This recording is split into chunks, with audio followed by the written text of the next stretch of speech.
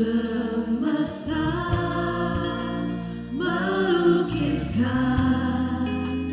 kebesaran Tuhan, bumi dan surga menyanyikan kemuliaan nama-Mu. Hosana,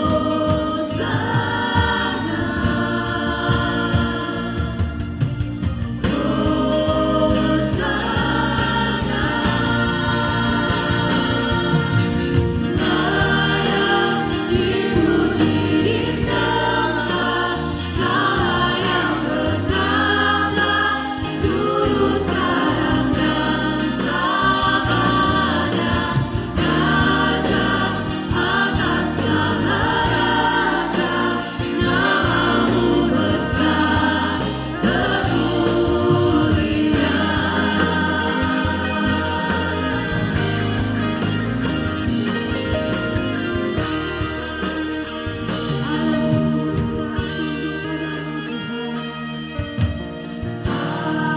alam semesta melukiskan kebesaran Tuhan, dan surga menyanyikan kemuliaan nama-Mu.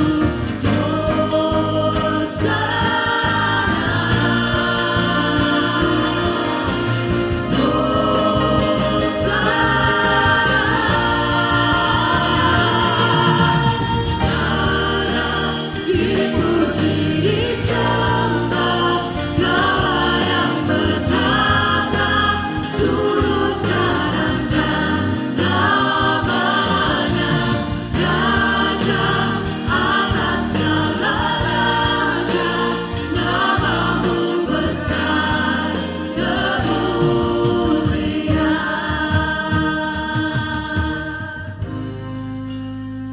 Karena hanya ada satu nama yang menyucikan, satu nama yang menguatkan, dan satu nama yang membebaskan, yaitu Yesus Kristus Tuhan, yang layak kami puji dan layak untuk disembah.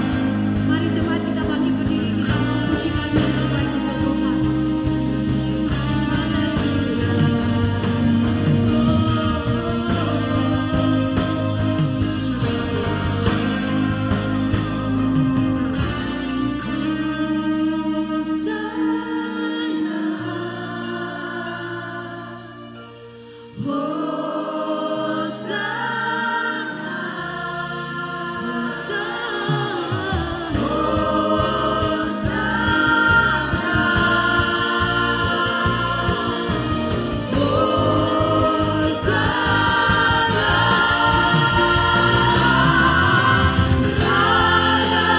Dipuji disembah, Kau yang bertata dulu sekarang dan selamanya, Raja atas segala raja, nama-Mu besar kemuliaan.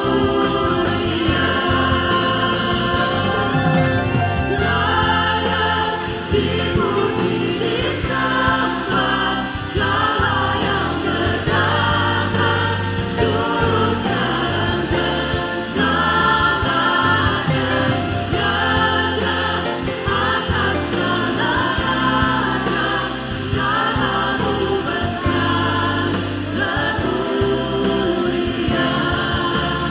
Nama-Mu besar kemuliaan. Nama-Mu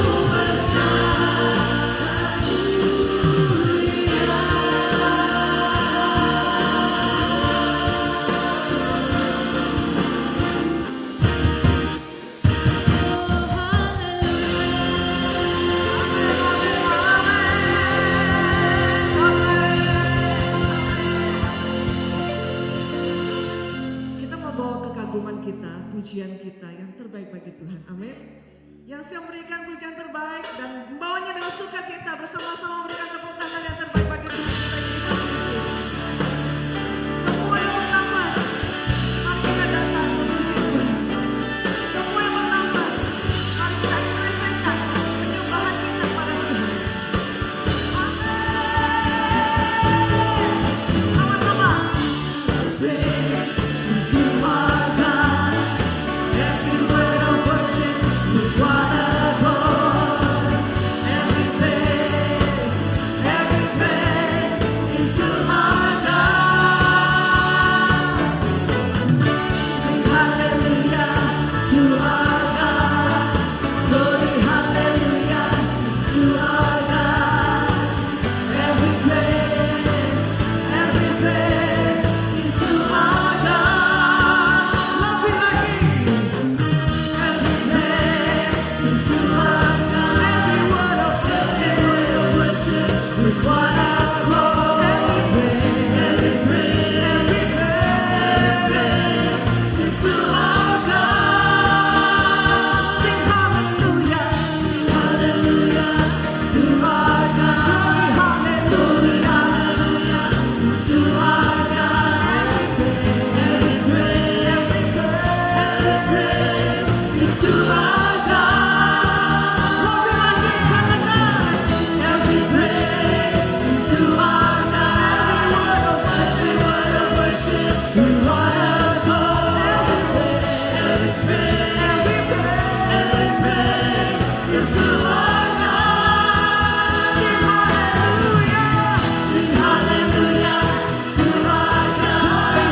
Glory hallelujah is to our God. Every praise is to our God. God my Savior, God my healer, God my deliverer. Yes, He is. Yes, He is. God my Savior, God my healer, God my deliverer. Yes, He is. Yang percaya, katakan. God my Savior, semuanya. God my healer, God my deliverer. Yes, He is. Yes, He is. God my Savior, God my healer, God my deliverer. Yes, He is. Yes, He is. Lagi lagi katakan. God my Savior, God my healer, God my deliverer. Yes, He is. Yes, He is. Every praise is to our God. Every word of worship with one accord. Every praise is to our God. Sing hallelujah to our God. Glory hallelujah is to our God. Every praise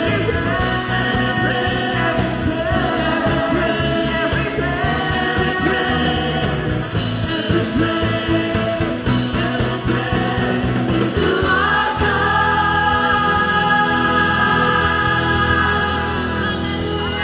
Berikan sorak-sorai yang terbaik bagi Tuhan. Hanya Engkau Tuhan yang hebat dalam hidup kita.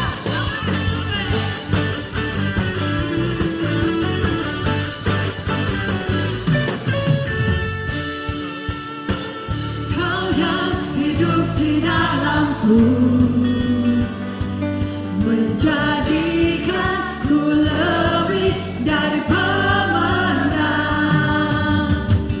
Seluruh bumi tinggikan nama-Mu, menyatakan kebesaran.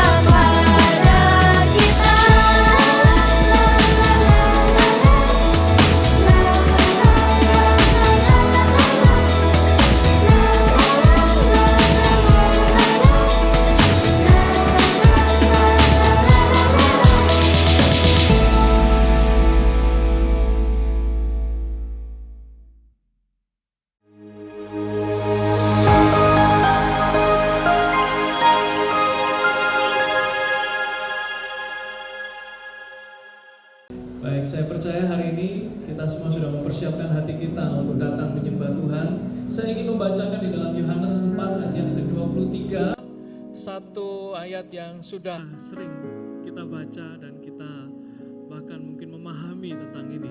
Tapi saya ingin mengajak kita membacanya bersama-sama. Saya hitung sampai 3, kita akan membacanya bersama-sama. 1, 2, 3. Tetapi saatnya akan datang dan sudah tiba sekarang bahwa penyembah-penyembah benar akan menyembah Bapa dalam roh dan kebenaran, sebab Bapa menghendaki penyembah-penyembah demikian. Ada 3 hal yang kita bisa pelajari di sini. Ada penekanan 3 kata, yaitu yang pertama sekarang. Waktunya sekarang, bukan nanti, bukan besok, bukan lusa, bukan berapa tahun lagi, tetapi sekarang. Tuhan mau sekarang, waktunya adalah sekarang. Menyembah adalah sekarang. Dan yang kedua adalah penyembah yang benar. Tuhan mencari orang, mencari penyembah, bukan penyembahan. Kalau Tuhan mencari penyembahan, kita bisa pulang ke rumah, kita style musik penyembahan, kita berharap dengan lagu-lagu yang dinaikkan Tuhan akan disukakan. Tetapi Tuhan mencari penyembah. Amin. Siapa dia? Itu adalah kita, orang-orangnya. Tuhan tidak mencari lagu atau musik yang indah, tetapi Tuhan mencari person, mencari orangnya. Yang ketiga adalah Bapa menghendaki. Artinya Bapa itu sungguh-sungguh ingin, mau menghendaki orang itu menyembah Tuhan dengan benar, dengan roh, dalam roh dan kebenaran. Pada saat kita menyembah Tuhan di tempat ini, ingat waktunya kapan? Sekarang. Dan Tuhan mau kita sebagai penyembah. Dan Tuhan menghendaki pada saat kita menyembah, pada saat kita mengangkat tangan, mari kita sedang masuk di dalam kehendak Tuhan, yaitu kita meninggikan Dia. Amin. Oleh sebab itu di dalam ibadah minggu, pujian penyembahan bukan pengisi waktu. Amin. Bukan pengisi waktu. Jadi kami menghargai setiap Bapak Ibu yang sudah datang lebih awal pada saat ibadah, bahkan tidak terlambat. Dengan cara itu kita mau menghargai hadirat Tuhan yang ada di tengah-tengah kita. Mari kita bangkit berdiri bersama-sama, kita siapkan hati, kita naikkan penyembahan kita. Tuhan, terima kasih. Terima kasih, Engkau mencari para penyembah. Engkau tidak mencari penyembahan, bahkan Engkau tidak mencari lagu atau musik yang indah, tetapi Engkau mencari setiap kami sebagai penyembah-penyembah. Pagi hari ini kami datang di hadapan-Mu Tuhan, kami mengangkat hati kami mengangkat tangan kami, biarlah nama-Mu yang dipermuliakan. Kami siapkan hati kami saat ini. Terima kasih Tuhan, di dalam nama Yesus. Silakan Bapak Ibu duduk kembali. Kita akan melanjutkan penyembahan kita. Mari kita membawa hati kita masuk ke dalam penyembahan kita pada pagi hari ini. Biar Tuhan berkenan atas kehidupan kita dan penyembahan kita.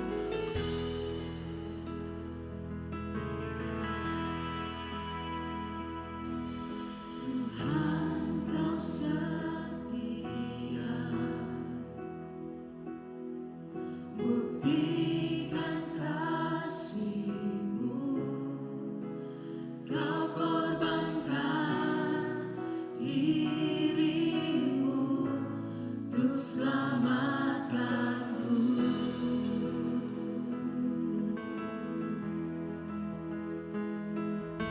Engkau penuhiku dengan roh-Mu yang hidup, membuatku melihat dan percaya betapa besar kuasa-Mu.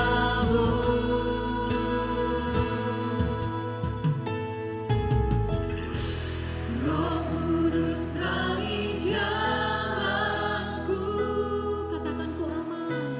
Ku aman sebab Engkau yang selalu menuntun di setiap langkahku. Ku percaya. Roh Kudus, Kau kekuatan kami. Roh Kudus kekuatanku,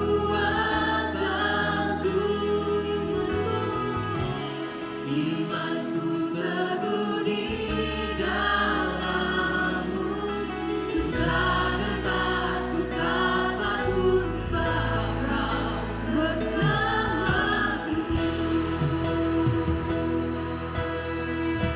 Mari jemaat kita sama-sama pujikan ini. Kau setia. Dia yang buktikan kasih-Nya untuk kita. Buktikan kasih-Mu.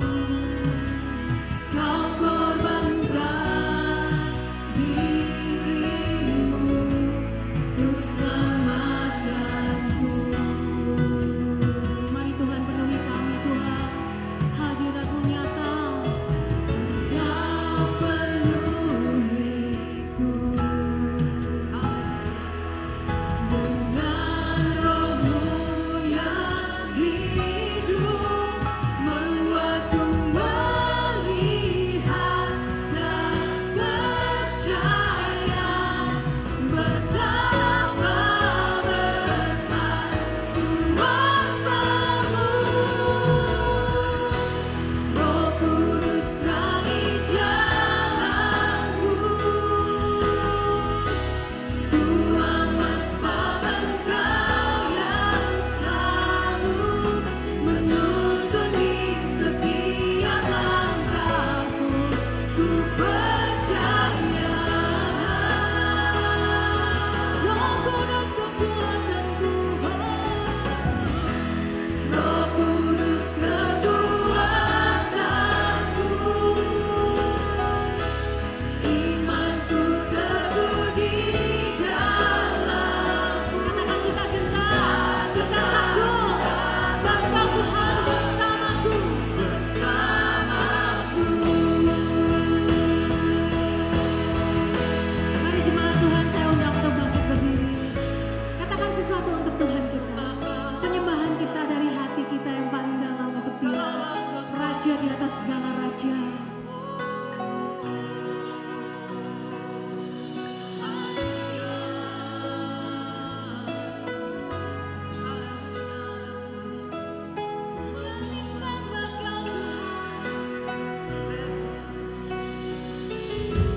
I am yours forever, all my life within your hand. I will trust you forever. I will trust forever, for your love will never fail.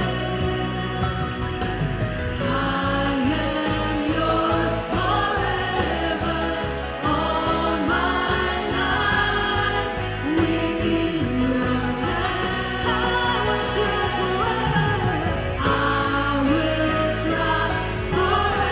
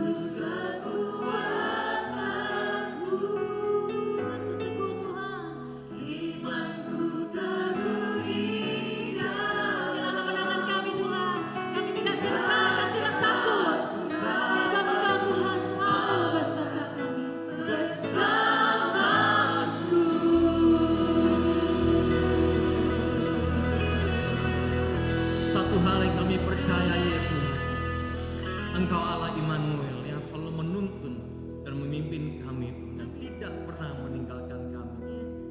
Kami percaya Tuhan, kuasa-Mu yang luar biasa, kasih-Mu yang begitu dahsyat dicurahkan di tengah-tengah kami pagi hari ini Tuhan, dan kami siap untuk menerimanya. Di dalam nama Yesus, yang percaya bersama-sama katakan amin, amin, amin. Berikan sorak-sorai bagi Tuhan kita yang luar biasa. Haleluya. Mari kita bertepuk tangan bagi Dia, sebab firman-Nya adalah pita bagi kaki kita dan terang bagi jalan kita.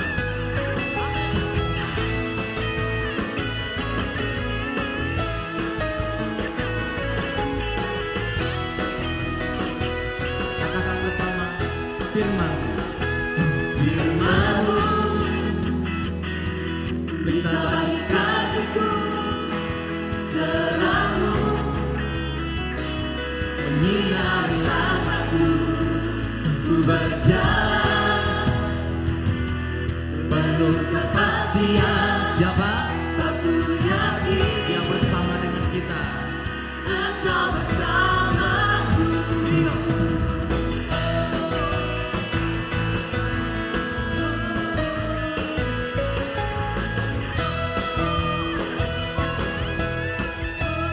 Imanku, imanku besar di dalam-Mu. Ku percaya ajaib perbuatan-Mu di tangan-Mu. Hidup kami Tuhan, seluruh hidupku, rencana-Mu selalu yang terbaik, terbaik bagiku. Bersama katakan, ku tak takut, ku tak gentar, Kau berjalan di depan. Dia dahsyat, Engkau hebat, Kau memberiku kemenangan. Yang percaya katakanmu, ku angkat tanganku, ku naikkan syukurku. Engkau Tuhan pilihanku, hancurkan semua musuhku. Hanya satu, hidup kami Engkau Tuhan yang terbesar dan berkuasa atas hidupku.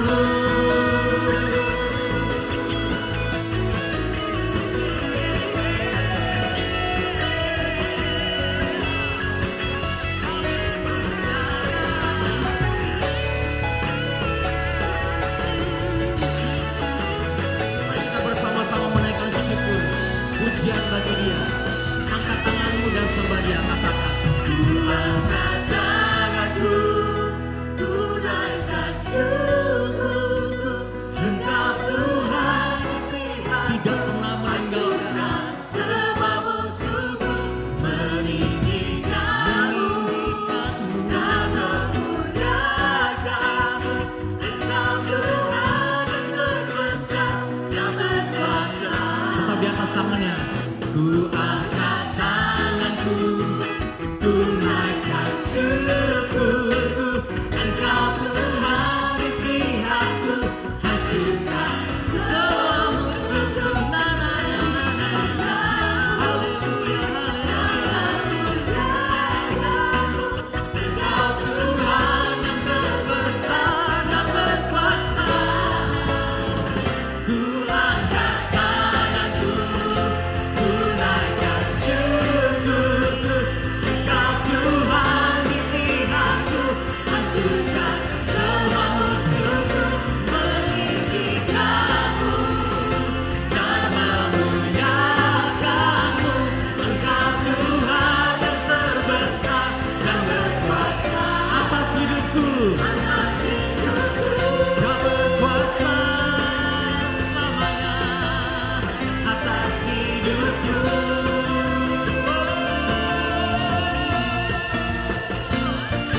Sorak-sorai bagi Tuhan kita yang luar biasa. Haleluya, haleluya. Jemaat yang percaya Tuhan ada di pihak kita, maka kita lebih dari pemenang. Pemenang. Amin. Haleluya.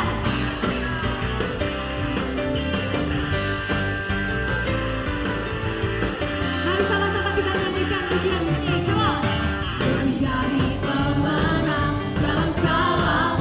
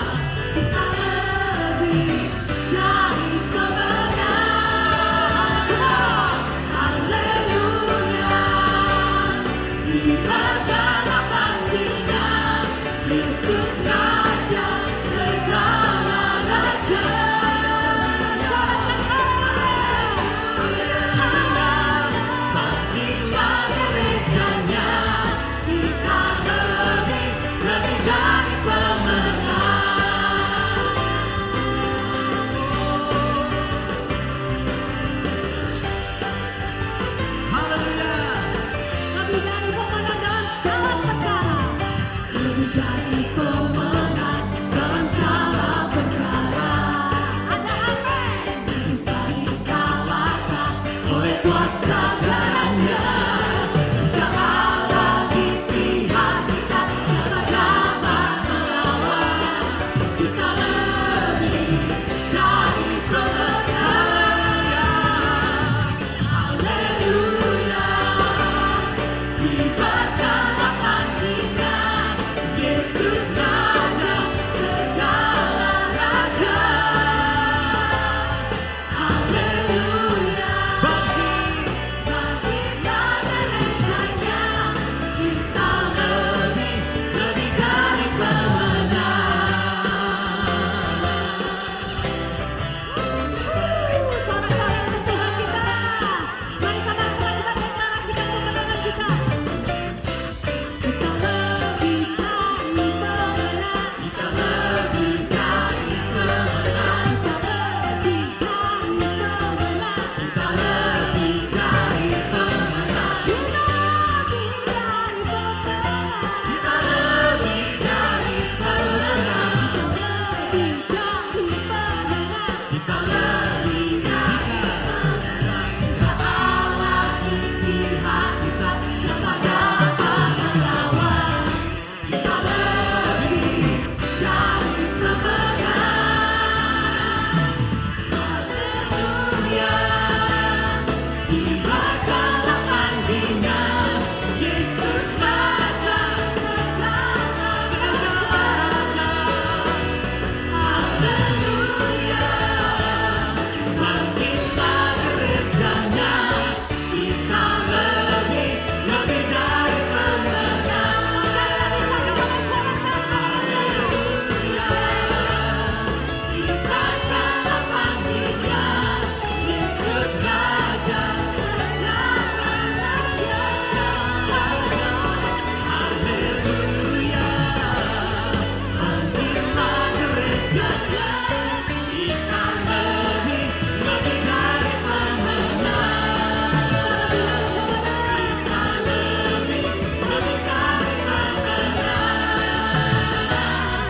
Kita lebih dari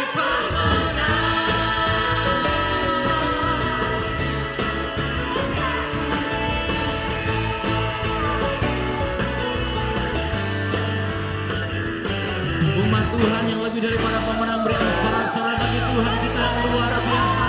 Haleluya, haleluya. Silakan Bapak Ibu duduk kembali. Sejenak mari kita bersama-sama merenungkan, mengingat kembali setiap kebaikan, kemurahan Tuhan yang Dia kerjakan dalam kehidupan kita. Saya percaya ketika kita menaikkan syukur, kita menaikkan penyembahan kita, ada mujizat, ada kekuatan, ada pemulihan. Ketika kita mengingat kembali semua kebaikan Tuhan. Terima kasih. Terima kasih.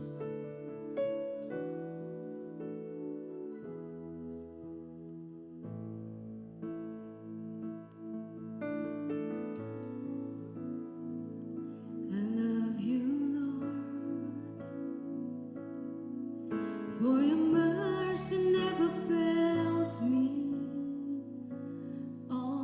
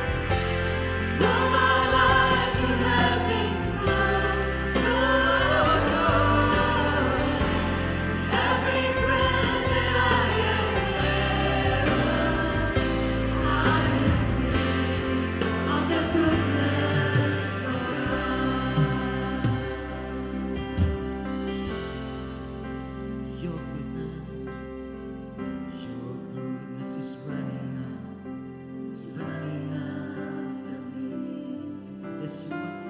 Your goodness is running after, it's running after me. With my life laid down, surrender now. I give you everything.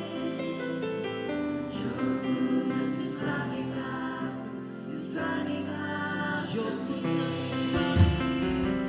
Your goodness is running after, it's running after me. Your goodness is running after, it's running after me. In my life laid down, I surrender now. I give you everything. Your goodness is running after. Mari kita bangkit berdiri bersama-sama. Your goodness, your goodness is running after, it's running after me. Your goodness is running after, it's running after me. With my life laid down, surrender now. I give you everything. Your goodness is running after, it's running after me. Bersama-sama katakan, all my life you have been faithful. Remember, all my life you have been. Ingat setiap kebaikan dan kemurahan. Every breath that I am, kecaplah dan lihatlah. I will sing of the good. Kecaplah dan lihatlah kebaikannya. All my life you have been faithful. Yes, you are. All my life you have been so, so good. Every breath that I am, I will sing of the goodness of God.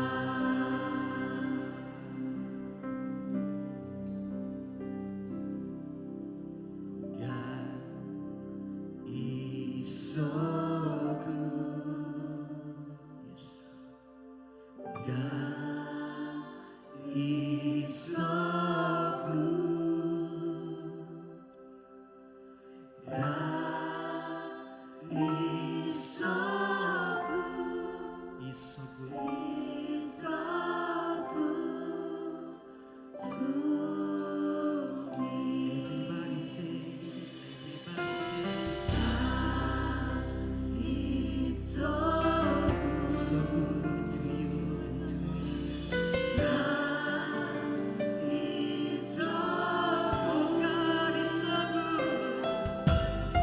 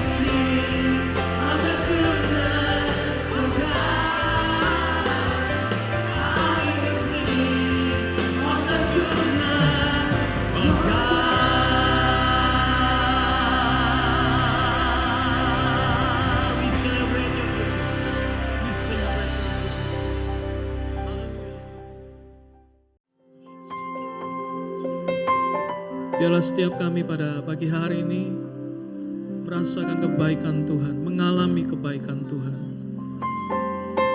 Biarlah pagi hari ini Tuhan, semua jemaat-Mu mengalami Tuhan secara pribadi, mengalami kehadiran-Mu, mengalami kasih-Mu, mengalami kebaikan-Mu ya Tuhan.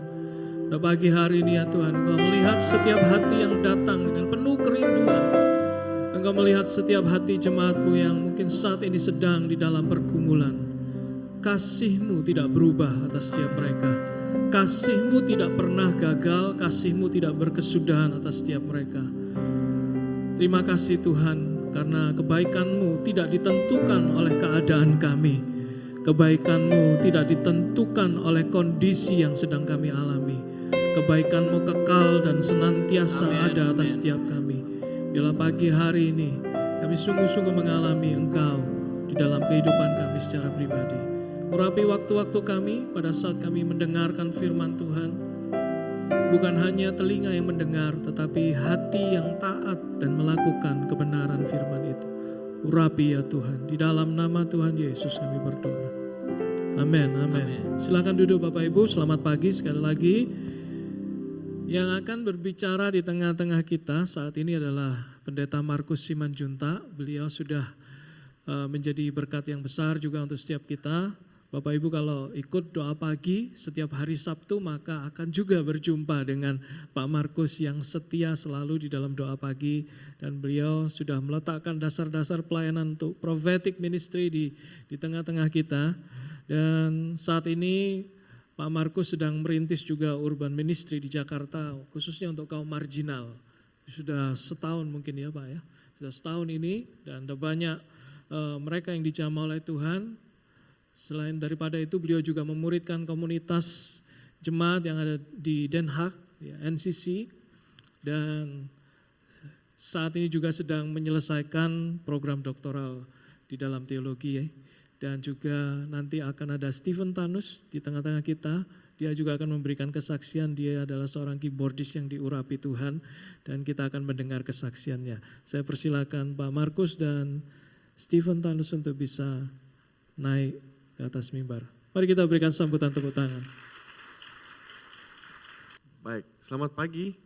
Saya Stephen dan saya ingin singkat aja sih karena kita kan baru aja merayakan MDC anniversary dan tentu apa yang saya merasa covenant relationship itu adalah benar salah satu trademark ya dari gereja ini, dari fingerprint gitu dari gereja ini dan sangat sulit ya sebenarnya untuk saya mengerti konsep covenant ini gitu. Karena 3 poin aja singkat. Yang pertama memang gampang banget saya untuk mikir bahwa saya itu diremehkan dan tidak berguna karena saya orang blind gitu, saya buta.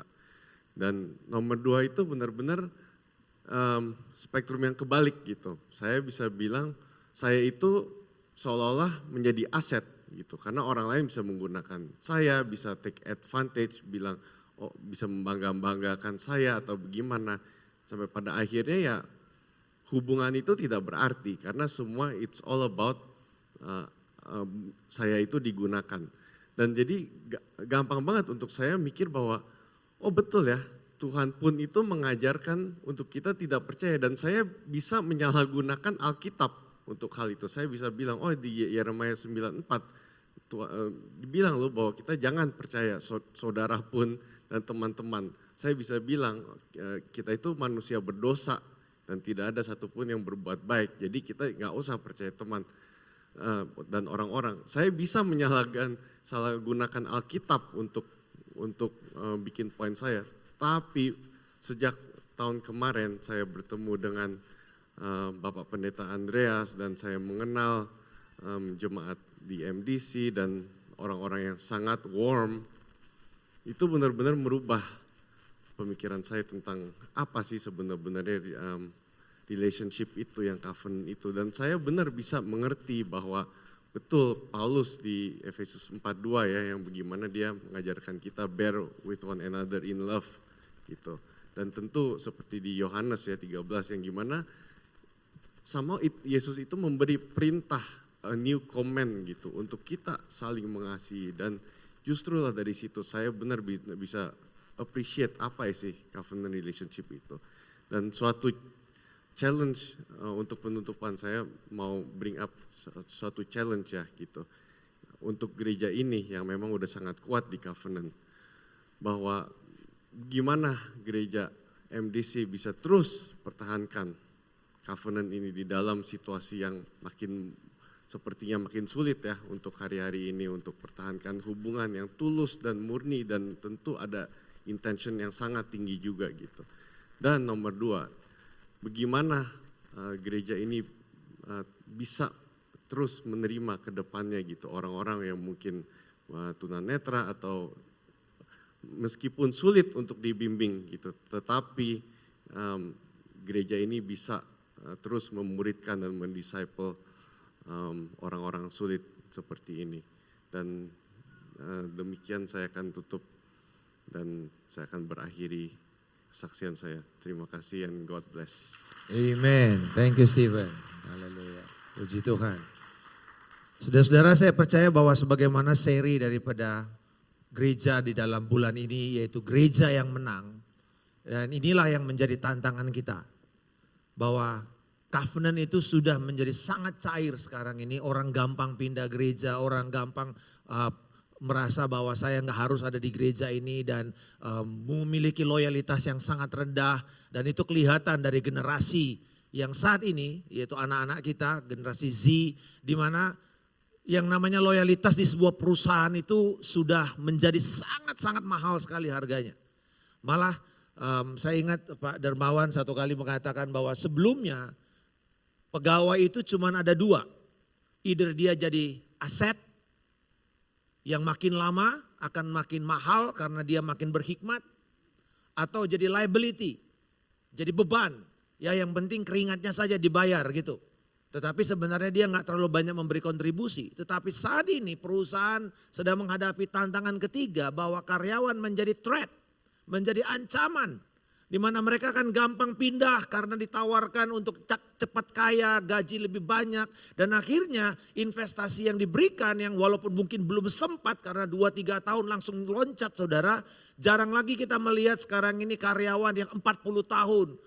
Minggu lalu saya hadir di dalam perayaan 50 tahun perusahaan SMK, dan saya melihat SMB, dan saya melihat bagaimana orang-orang kerja 46 tahun, 35 tahun sampai bertemu pasangan suami istri, sama seperti gereja. Saudara bertumbuh, kemarin kesaksian dari seorang koordinator sekolah minggu, dari sekolah minggu sampai menjadi pemimpin sekolah minggu, bertemu suami, bertemu istri di tempat ini. Dan itulah sebenarnya yang harus dipertahankan. Amin saudara.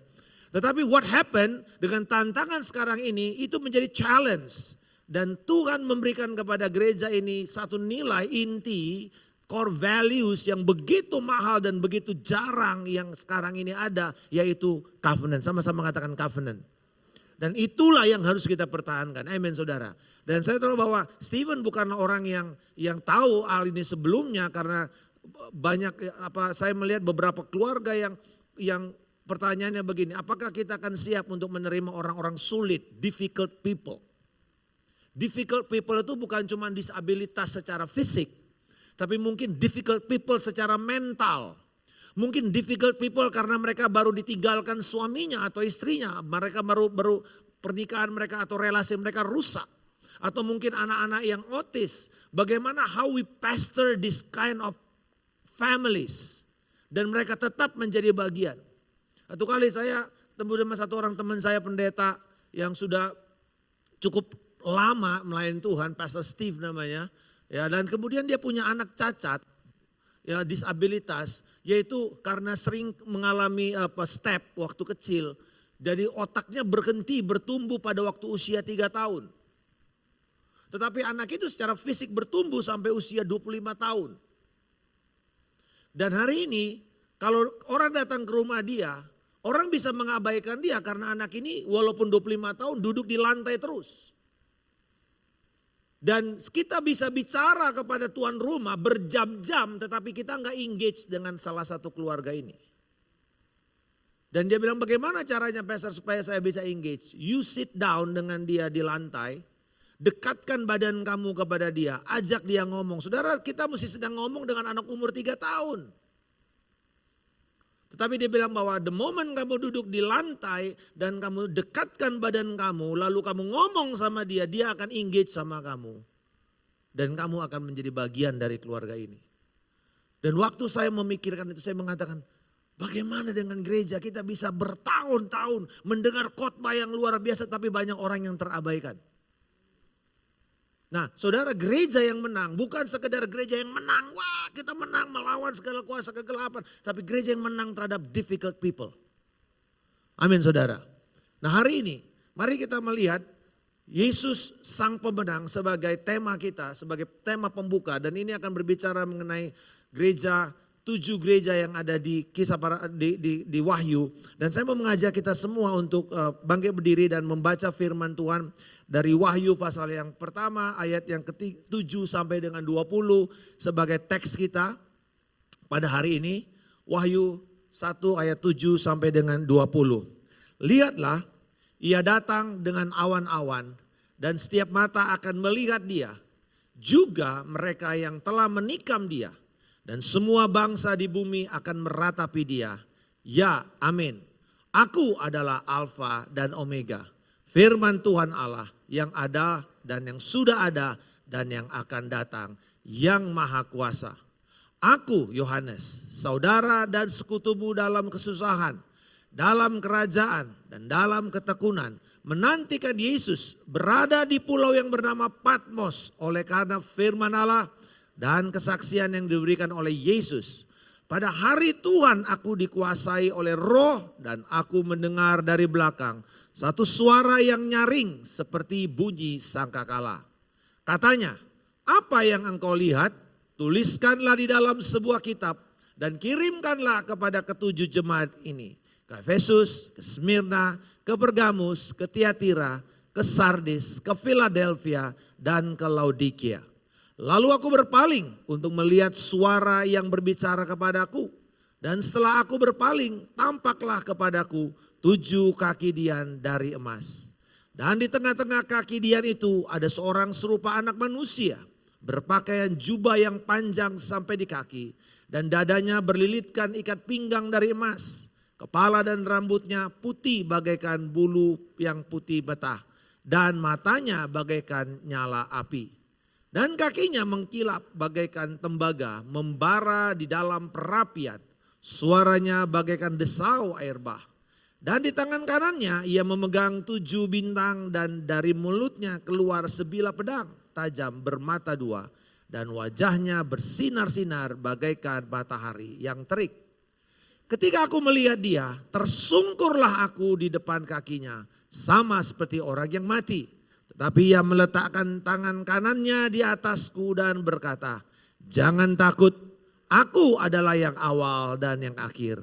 Dan yang hidup, aku telah mati. Namun lihatlah, aku hidup sampai selama-lamanya. Dan aku memegang segala kunci maut dan kerajaan maut. Karena itu, tuliskanlah apa yang telah kau lihat, baik yang terjadi sekarang maupun yang akan terjadi sesudah ini. Dan rahasia ke-7 bintang yang telah kau lihat dari tangan kananku dan ke-7 kaki dian emas itu. Ke-7 bintang itu ialah malaikat ke-7 jemaat dan 7 kaki dian ialah 7 jemaat. Kita berdoa. Bapa, kami mengucap syukur untuk firman-Mu.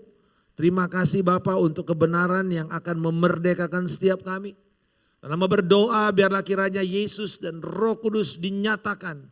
Dan firman ini akan mengokohkan kembali keberadaan kami sebagai gereja Tuhan.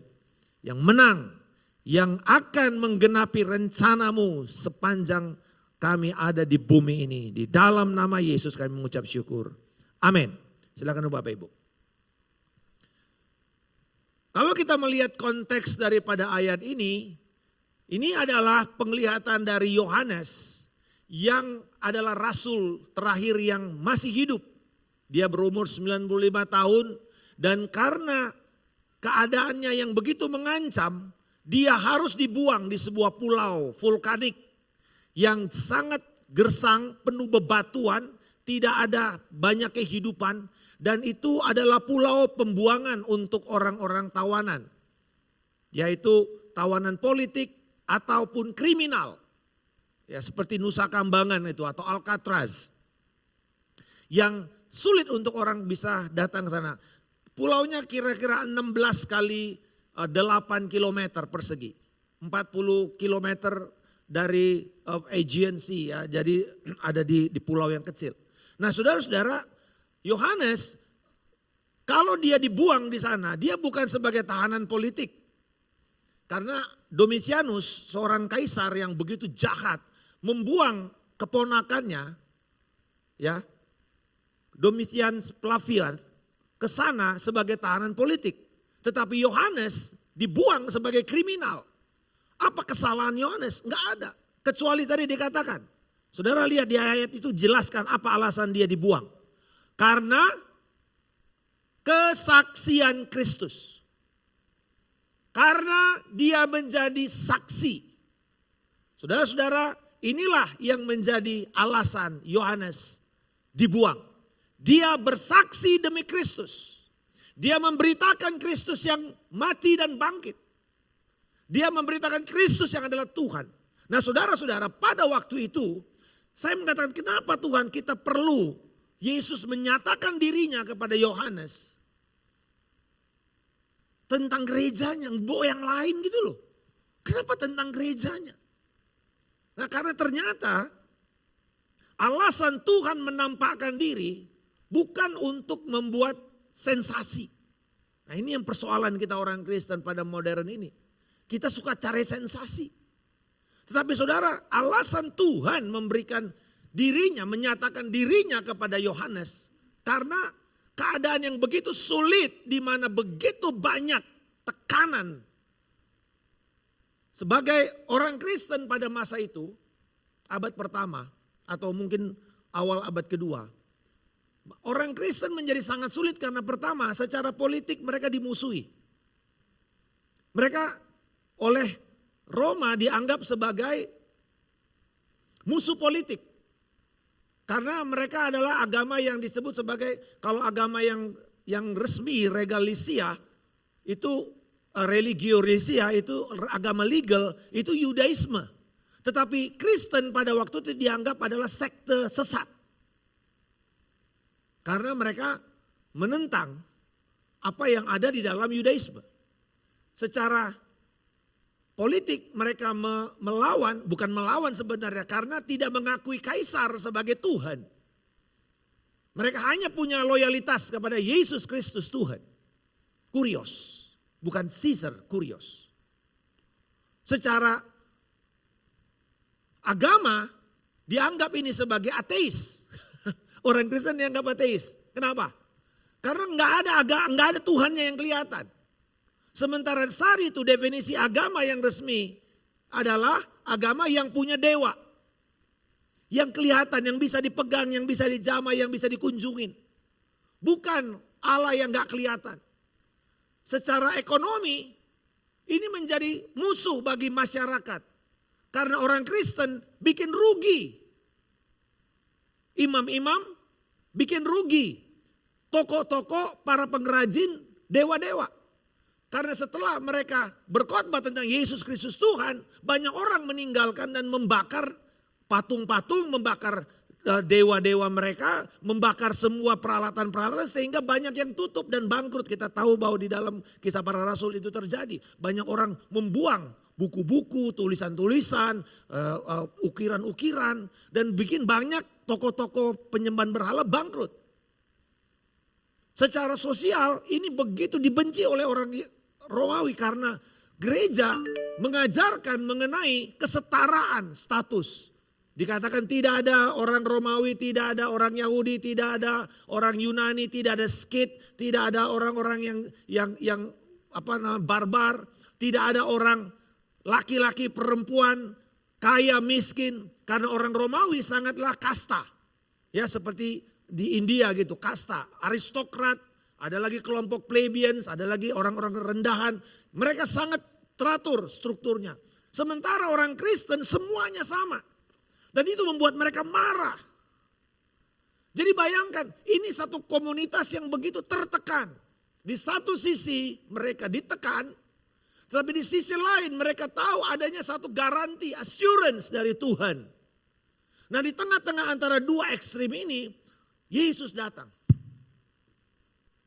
Dan Yesus datang menyatakan dirinya. Nah kalau kita melihat kitab Wahyu sebagai pengantar dari pandangan kita selama satu seri ini, sebulan ini. Wahyu dikatakan tuliskanlah apa yang telah terjadi, dan yang sekarang, dan yang akan datang.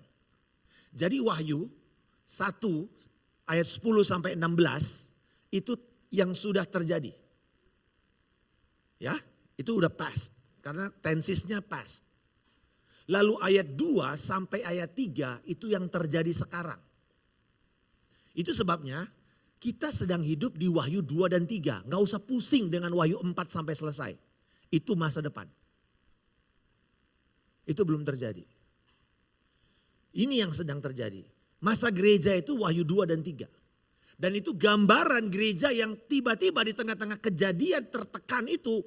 Ada gereja yang kehilangan kasih mula-mula. Ada gereja yang kemudian menjadi kompromistis. Ada gereja yang takut. Ada gereja yang kemudian bermain-main. Ada gereja yang hanya menyembah berhala. Ada gereja yang murni. Ada gereja yang teraniaya. Macam-macam kondisi gereja. Dan itu gambar gereja sekarang.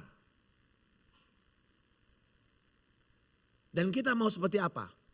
Dan ujung dari semuanya, Yesus selalu mengingatkan barang siapa yang menang. Jadi ini sebuah tantangan kepada gereja. Apakah kita akan menjadi gereja yang menang? Karena tekanan yang ada ini. Nah di tengah-tengah itu, ayat 17 dan 18b yang menjadi fokus kita pada hari ini. Dikatakan, tetapi ia meletakkan tangan kanannya atasku, lalu berkata, jangan takut. Stop.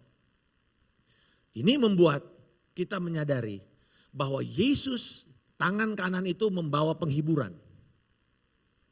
Jadi kalau tangan kanan di dalam perjanjian baru dan dari konteks perjanjian lama itu melambangkan penghiburan, kekuatan, rasa aman. Tuhan menaruh tangan kanannya atasku dan berkata dalam bahasa aslinya, berhenti kamu takut. Stop being afraid. Ini sebuah perintah, bukan saran. Kalau bisa kamu jangan takut ya. Enggak. Loh kok Tuhan gak tahu keadaan saya? Tahu, sangat tahu. Tapi dia gak kasih perintah dulu sebelum dia memberi penghiburan. Dia taruh tangannya dulu, tangan kanannya. Lalu dia bilang, berhenti kamu takut nak ya. Berhenti kamu takut. Berhenti kamu khawatir. Yesus membawa penghiburan dan jaminan bagi gerejanya. Nah, penghiburan yang Yesus tawarkan itu dasarnya jelas. Otoritas yang dia miliki dan siapa dia. Nah, kemarin di doa pagi saya bagikan otoritas yang Yesus punya bagi gerejanya. Yesus datang sebagai Tuhan yang dipermuliakan bagi gerejanya. Karena dikatakan dia yang memegang, dia kandil emas itu. Dia datang sebagai imam besar karena jubah dengan ikat pinggang emas itu adalah gambaran imam besar di perjanjian lama. The high priest yang bersyafaat. Dan dia datang sebagai api yang menghanguskan kemurnian. Dia Yesus yang memurnikan gerejanya. Dia Yesus yang mendisiplinkan gerejanya. Tetapi juga dikatakan dia Yesus yang dengan kakinya tembaga itu Yesus yang menghakimi gerejanya. Kalau gerejanya ngaco, dia akan datang untuk meluruskan. Tapi juga dikatakan dia adalah Tuhan yang memegang 7 bintang itu. Artinya Yesus mengendalikan gereja. Tidak ada jalan gereja yang akan ngaco kalau udah berada di dalam tangan Tuhan. Yesus mengendalikan situasi. Lalu dikatakan bahwa Yesus dengan pedangnya, Yesus berarti memproteksi. Yesus melindungi. Dan dikatakan bahwa dengan suaranya seperti desau air bah. Yesus datang memberikan firman yang berotoritas.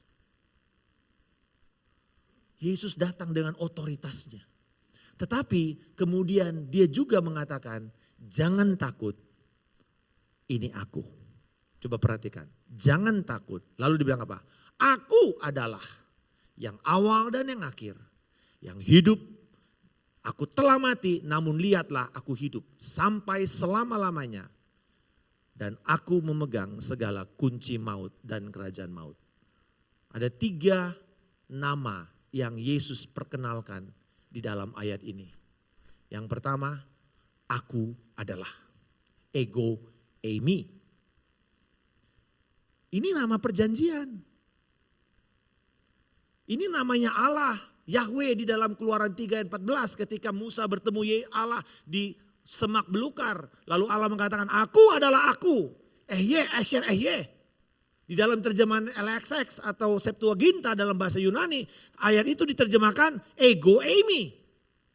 Dan di dalam kitab Yohanes, kata ego eimi itu selalu dikatakan oleh Yesus 8 kali dengan statement ini dulu. Kalau dalam terjemahan bahasa Indonesianya dikatakan sesungguhnya. Ada 8 kali kata sesungguhnya di dalam perjanjian baru di kitab Injil Yohanes. Tetapi dalam bahasa asli begini, amen, amen, ego eimi. Misalnya, sesungguhnya aku adalah terang dunia. Aku adalah roti hidup. Aku adalah kebangkitan. Sesungguhnya, amen, amen. Nah di dalam orang Yahudi, seorang pengajar harus berdiri di atas 2 saksi. Baru perkara itu tegas. Nah itu yang kita pakai dalam hukum pidana di Indonesia. Di atas 2 saksi, alat bukti, baru sebuah perkara itu bisa dinaikkan sebagai sebuah perkara yang sah. 2 alat bukti. Apa alat buktinya? Kalau orang Yahudi biasanya begini, menurut Rabi si Anu dan Rabi si Anu, aku berkata kepadamu. Nah, begitu cara ngajarnya ya orang Yahudi. Tapi Yesus mengatakan apa? Amin. Amin. Amin itu nama Tuhan. Emet. Allah yang benar. 2 kali. Lalu kemudian bilang, aku adalah. Dengan kata lain, apa kesaksian Yesus? Dia hanya berdiri di atas kesaksian Allah Bapa dan kesaksian firman. Lalu dia katakan, aku adalah. Ketika orang Yahudi mendengar itu, kalau kita nggak ngerti, karena kita bukan orang Ibrani. Kalau orang Yahudi bilang, hah? Kamu ngaku-ngaku ehye, eser ehye. Siapa kamu? Kamu ngaku kamu Tuhan. Are you kidding me? Nekat bener kamu. Makanya kemudian alasan itulah yang membuat Yesus dianggap sebagai penghujat. Yesus naik ke salib bukan sebagai kriminal, tapi melanggar hukum agama, yaitu apa? Penistaan agama. Ahok bukan yang pertama. Yesus yang pertama. Disalib karena penistaan agama. Penghujatan. Hujat terhadap Yahweh. Karena dia berani-berani mengatakan, aku adalah Yahweh. Aku adalah. Ego eimi. Nama ini memberikan apa? Ketenangan kepada murid-muridnya di waktu mereka mengalami keadaan laut yang menggelora. Petrus ketakutan. Lalu di situ Yesus datang naik di atas air dan mengatakan, ego eimi, aku adalah dia. Aku ini. Jangan takut. Dan kemudian itulah alasan Petrus mengatakan, kalau itu kamu Tuhan, kalau itu kamu Yahweh, suruh aku berjalan di atas air, suruh aku membuat segala sesuatu di atas kemustahilan. Dan bukan kan, oke, kamu datang. Hanya Tuhan yang bisa memberi jaminan itu Bapak Ibu. Bahwa ketika kita mengalami kegoncangan, ketika kita mengalami ketakutan, saudara, Tuhan yang hanya bisa memberikan jaminan. Kamu mau berjalan di atas kemustahilan? Berjalan di atas ketidakmungkinan, ikut aku. Amin saudara. Siapa yang mau gerejanya ikut Tuhan, haleluya. Come on, berikan kemuliaan kepada kita. Nah saudara, nama itu adalah nama yang tidak terkalahkan di antara musuh-musuhnya. Tidak terkalahkan. Siapa yang bisa menantang Allah? Penglihatan Nabi Daniel mengenai satu batu itu yang jatuh dan meruntuhkan semua. Itu bicara mengenai Yesus. Kerajaan-kerajaan itu runtuh semuanya. Oleh karena satu batu itu. Batu yang telah dibuang oleh tukang-tukang bangunan telah menjadi batu penjuru. Batu pelengkap bagi bangunan rumah Allah. Karya Kristus sudah selesai. Dan kita sedang ada di dalam rumah itu. Berada di dalamnya. Kamu adalah batu-batu yang hidup. Saudara, kita batu-batu yang berkemenangan. Amin saudara. Katakan saya batu yang berkemenangan. Amin, haleluya. Akulah, aku adalah ego eimi. Yang kedua, aku adalah yang pertama dan yang terakhir. Nah ini lagu yang yang membuat Pak Arthur menjadi tenang sebelum memimpin acara perayaan ulang tahun kemarin.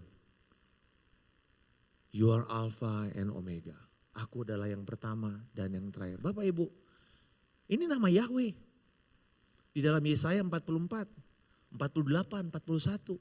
Nama ini bertahan di atas segala ilah-ilah.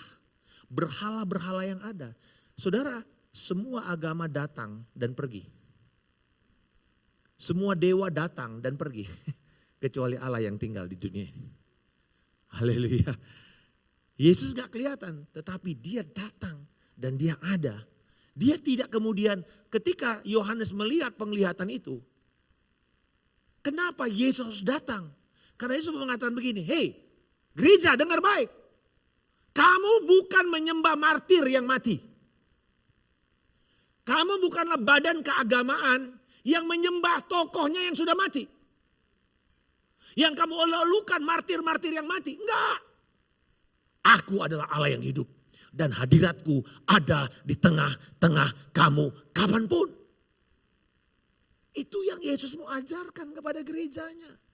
Kita bukan seperti anak ayam kehilangan induk. Hadirat Yesus ada di tengah-tengah kita. Tapi bukan berarti kemudian kita cuma main-main dengan itu.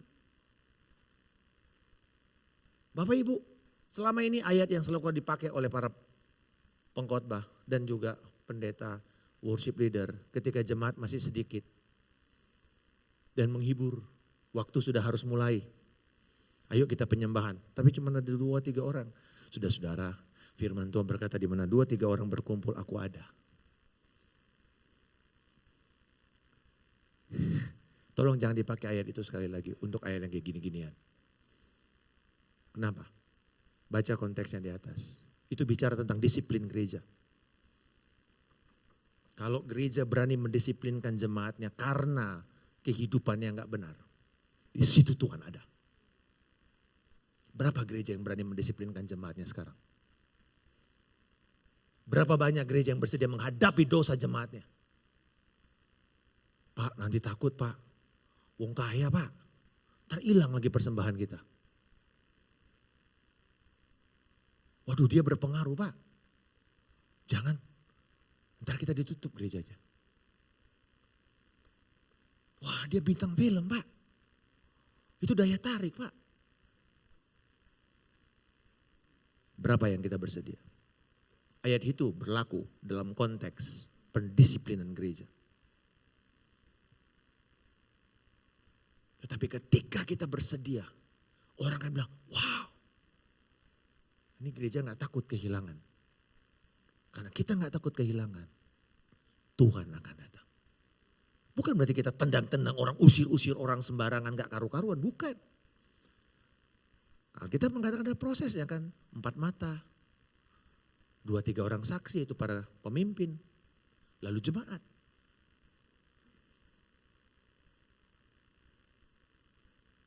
Saya mau mengajak kita semua mengerti ini. Allah kita Allah yang kudus. Dan dia akan membuat kita bertahan menghadapi setiap situasi. Sebagaimana dia bertahan di dunia ini melawan semua agama, filsafat agama, dan semua kepercayaan yang palsu yang datang dari manusia. Agama datang dan pergi, Yesus tinggal selama-lamanya. Aku adalah aku, ego eimi, Allah yang menjadi bagian dari Tritunggal. Dia yang mulai, dia yang mengakhiri. Dengan kata lain, dia tahu akhir daripada ujung perjalanan kita. Kita nggak punya keyakinan karena kita nggak pernah tahu. Itu sebabnya kenapa prophetic itu perlu di dalam gereja. Supaya kita dikasih tahu apa yang ada di depan. Dan apa yang goncangan sekarang ini bukan akhir dari segalanya. Tapi gereja yang tidak berani untuk mengatakan dan berjalan di atas prophetic word seperti ini. Akan membuat kita kebingungan, kelimpungan. Dan hanya akan ikut arus. Apa yang lagi tren. Apa yang lagi model di gereja-gereja yang ada. Apa yang membuat gereja cepat bertumbuh. Tapi tidak mau apa yang membuat gereja itu sehat.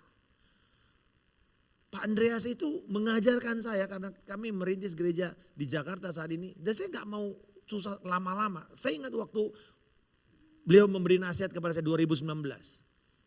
Waktu mulai NCC di Den Haag. Dia mengatakan, Markus, kamu kasih firman dulu, kamu kasih nubuatan dulu.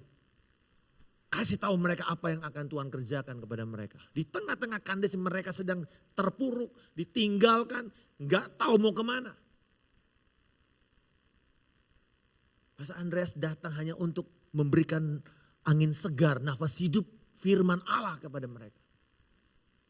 Lalu bilang, Pak kapan kita bikin gereja? Koan kapan kita bikin gereja? Saudara tahu jawaban Koan? Bikin gereja itu gampang. Bikin murid itu yang susah. Kamu bikin gereja belum tentu dapat murid. Tapi kalau kamu memuridkan pasti jadi gereja. Pilih mana? Bapak Ibu, 2 tahun kami tahan mereka punya nafsu untuk bikin gereja. Tapi mau jadi murid. Sehingga ketika pandemik kita bilang, ayo kita jadi gereja. Mereka bilang, Pak justru kok pandemik malah jadi bikin kita launching gereja Pak. Gak apa-apa. Ayo kita jalankan. Dan selama pandemik justru pertumbuhannya meningkat saudara. Jumlah jemaat menambah. Persembahan gak pernah kurang. Malah kita putuskan persembahannya harus didisperse kepada gereja-gereja di Indonesia untuk menolong hamba-hamba Tuhan yang kesulitan. 80% persembahan NCC pergi keluar, bukan tinggal di dalam. Di tengah-tengah kesulitan, gereja dimulai. Nah, saudara, kenapa sederhana? Kita tahu apa yang menjadi panggilan Allah. Gak perlu takut, karena dia yang memegang kendali. Dan yang terakhir, Yesus adalah Tuhan yang hidup. Katakan Tuhan yang hidup. Terjemahan harafiahnya begini ayat ini. Aku telah mati. Yang hidup, yang kekal, Allah yang tidak pernah dapat mati. Menjadi manusia dan telah mati. Dan ini bicara mengenai Yesus. Aku telah mati, betul. Sebagai manusia aku telah mati. Tetapi akulah Allah yang hidup, Allah yang kekal. Allah yang tidak pernah dapat mati sama sekali. Ini sebuah paradoks. Mati tapi hidup. Bapak Ibu, ini sangat menjadi kejengkelan dan olok-olok bagi orang-orang Yunani. Karena orang Yunani mau cepat-cepat mati. Supaya lepas dari tubuh ini. Karena tubuh ini jelek. Tubuh ini buruk. Maunya cepat-cepat dapat jadi arwah. Itu orang Yunani. Gereja udah mati malah bangkit lagi. Gendeng kamu ngapain kamu hidup lagi tersiksa di dunia ini. Tapi dia gak ngerti mengenai kuasa tubuh kebangkitan. Tubuh yang tidak bisa mati lagi. Tubuh kemuliaan dan bukan arwah. Bapak Ibu kita di sorga gak terbang-terbang. Kamu gak Cupid di sorga sana, enggak. Cute sih tapi gak Cupid saudara. Lucu, imut-imut. Bayangin ya, Pak Ricky gitu imut-imut gitu. Terbang gini kan gak mungkin lah, keberatan sayapnya nanti saudara. Enggak lah. Kita hidup seperti karena muka kita ada tapi tidak kawin mengawinkan. Kita hidup di dalam kemenangan dan kemuliaan Allah. Tidak mati lagi. Ini statement yang menggelikan, olok-olok, menjengkelkan orang-orang Yunani. Kok mau kamu mati hidup lagi? Tapi kita justru berjalan di atas kuasa kebangkitan hari ini. Dan itulah yang membuat gereja bertahan di atas segala krisis. Saya ingat apa yang Pastor Andreas selalu mengatakan. Kamu mau tahu gereja itu seperti apa yang sejati? Suruh dia lewat krisis. Karena in crisis you will see Christ is. Saya ulangi. In crisis you will find Christ is, ego eimi. Kristus yang ada di tengah-tengah krisis itu yang bikin kita bertahan. Saya tutup dengan statement ini. Kuasa dan otoritas Yesus yang menang itu atas maut. Itu yang memberikan kita jaminan. Lalu supaya kita berhenti untuk hidup dalam ketakutan. Tantangan kita ke depan begitu tajam, begitu mengerikan. Tetapi saya mau mengatakan kepada saudara, di sini ada ketakutan. Di sini ada jaminan. Hari ini kita ada di tengah. Ngapain kita? Kejepit? Enggak. Kita beranjak dari ketakutan dan kita ambil pengharapan penghiburan kita. Dan kita jalankan tanggung jawab kita hari ini untuk pergi dan menjadikan segala bangsa murid-murid Kristus. Merintis gereja-gereja dan membangun kerajaan Allah. Bekerja untuk membangun tubuh Kristus. Hari ini itulah panggilan kita sekarang ini. Haleluya. Come on, berikan kemuliaan kepada Allah kita. Mari kita berdiri saudara. Kita declare ini. Kita katakan, all my life, Lord, you have been faithful to me, Lord. Hallelujah, Jesus. All my life you have been faithful. All my life, Lord. All my life you have been Selama 36 tahun Tuhan telah setia menyertai kita, saudara-saudara. every breath that I am able. Ada yang datang, ada yang pergi, ada yang berjalan bersama-sama, tetapi ada yang meninggalkan. All my life Tapi Tuhan tidak pernah meninggalkan kita, jemaat Tuhan. Kesetnya, kasih setianya you have yang tidak pernah gagal itu ada di dalam gereja ini. every breath Menjaminkan kemenangan kepada kita. Haleluya. I will see of the goodness of God. All my life you have been faithful. Kami sembah Engkau Allah yang setia Kristus. You have been So good. every breath that I will see of the goodness of God. Sebab demikianlah firman Tuhan kepada engkau jemaat Tuhan. Bahwa ketahuilah akulah Allah yang setia yang tidak pernah meninggalkan engkau. Di tengah-tengah keadaan yang bahkan sekalipun secara finansial ada titik di mana engkau mengalami keterpurukan dan kesulitan. Bukankah aku yang menyelesaikan pembangunan gedung ini? Bukankah aku yang menyediakan kepada engkau? Bahkan aku menyediakan dari orang-orang yang tidak pernah engkau pikirkan. Batu-batu, keramik-keramik dari orang-orang yang selama ini engkau tidak pernah duga. Dan ketahuilah anakku bahwa akulah yang setia yang akan mendatangkan berkat dari seberang lautan kepada engkau. Engkau akan melihat bahwa apa yang engkau tabur tidak pernah sia-sia. Mereka ada ke seluruh tempat, mereka ada ke seluruh penjuru dunia ini. Tapi demikianlah firman Tuhan, mereka tidak akan pernah melupakan apa yang terjadi di dalam rumah ini. Apa yang telah terjadi dalam hidup mereka melalui rumah ini. Dan firman Tuhan berkata bahwa aku akan membawa mereka kembali. Dan mereka tahu bahwa this is family. Demikian firman Tuhan. This is family. Ini adalah keluarga yang akan mereka cari. Orang-orang akan datang dan mencari keluarga-keluarga. Orang-orang akan mencari orang-orang muda yang kaya. Oh Crazy Rich Surabaya. Demikianlah firman Tuhan. Bahwa engkau kehilangan ayahmu. Engkau kehilangan ibumu. Tapi engkau akan menemukan ayah dan ibumu di tempat ini. Engkau akan menemukan orang-orang yang tua, yang dewasa, yang matang. Yang akan bisa menggembalakan engkau. Yang akan bisa menerima engkau. Yang akan bisa menuntun hidupmu.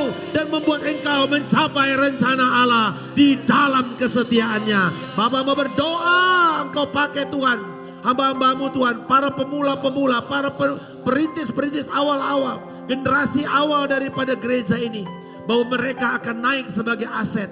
The older they are, the wiser they are, Lord God, right now.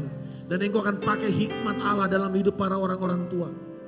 Dan firman Tuhan mengatakan, Engkau akan memimpin bersama dengan anak-anak kecil. Engkau akan melihat gereja ini berjalan bersama-sama, moving together, moving forward together.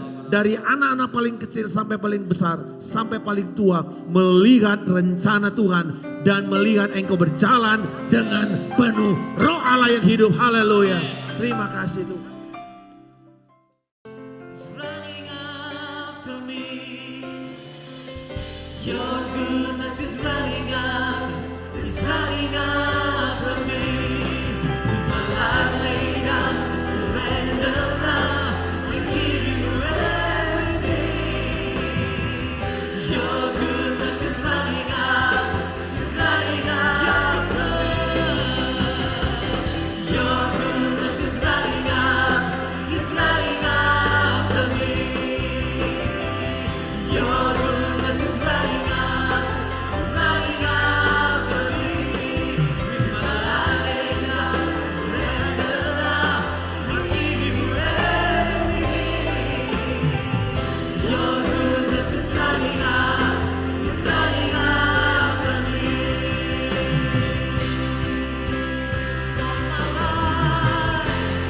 All my life you have been faithful. All my life you have been so good. Every breath that I am able, I will sing.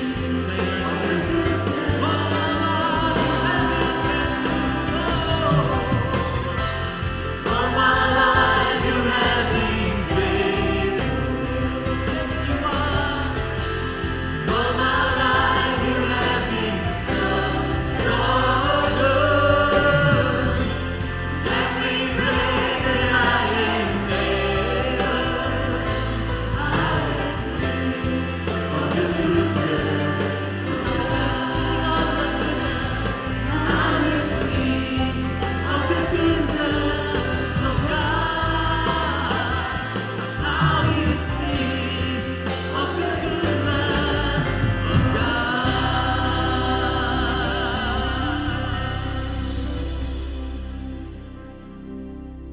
Nanti di ibadah yang kedua kita akan ada lisan jemaat baru dan lulusan DK dan HB. Nah, saudara-saudara, kita akan doakan terus supaya gereja ini menjadi gereja yang memuridkan. Ya, Pak Andreas pagi ini tidak ada di tengah kita. Beliau melayani di MDC di Purwokerto. Ya, kita doakan supaya Tuhan terus memakai jemaat ini menjadi alat bagi kemuliaan nama Tuhan. Mari kita berdoa. Tuhan, kami mengucap syukur untuk firman-Mu. Ajari kami Tuhan untuk terus percaya bahwa Engkau Allah yang hidup, yang menyertai kami itu. Engkau Alfa dan Omega. Tak pernah Engkau tinggalkan kami Tuhan. Kami sungguh yakin Tuhan bahwa penyertaan-Mu selalu ada. Dan kami bersyukur jemaat ini telah Kau sertai dalam melewati berbagai macam keadaan, situasi yang begitu merintangi kami. Engkau telah menunjukkan Tuhan bahwa Engkau hidup. Kami percaya Tuhan, di masa-masa yang akan datang pun kami akan terus hidup di dalam pimpinan. Dan kami tahu Tuhan, Engkau telah menyediakan kemenangan bagi kami. Dan kami yakin Tuhan, tidak ada satupun di antara kami yang tertinggal. Tuhan akan memberikan kekuatan dan berkat-berkat-Mu. Terima kasih. Mari kita angkat tangan kita. Katakan mengucap syukur kepada Tuhan. Terima kasih Tuhan. Engkau baik bagi kami. Izinkan kami Tuhan meninggalkan tempat ini dengan membawa satu keyakinan bahwa Allah itu Allah yang hidup, akan menyertai kami, memimpin kami, membawa kami di jalan kemenangannya. Saudara-saudara, pulanglah dengan membawa berkat dari Allah Bapa, cinta kasih-Nya Tuhan kita Yesus Kristus, dan penyertaan kuasa dari Roh Kudus dari sekarang sampai selama-lamanya. Di dalam nama Tuhan Yesus, mari yang percaya katakan amin. Tuhan Yesus memberkati. Selamat pagi.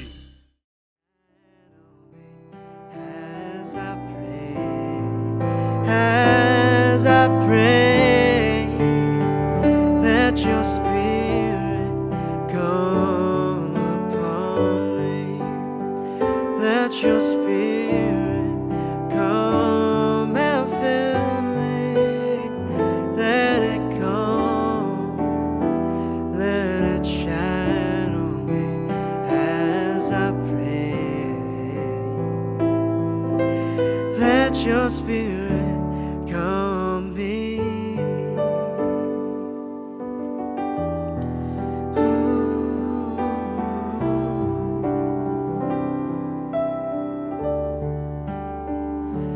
As I come into your court, I see the clouds of glory shine. I want to stay. I want to stay. Let your spirit come upon me. Let your spirit come and fill me. Let it come. Let it shine on me as I pray. As I pray. Let your spirit come upon me. Let your spirit come and fill me. Let it come. Let it come on me as I pray. Let your spirit come on me. Let your spirit come upon me. Let your spirit come and fill me. Let it come. Let it come on me as I pray. As I pray. Let your spirit come upon me. Let your spirit come and fill me up. Let it come.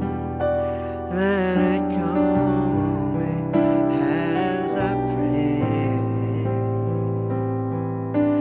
Let your spirit come on me.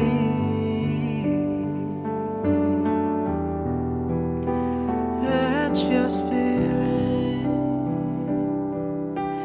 let your spirit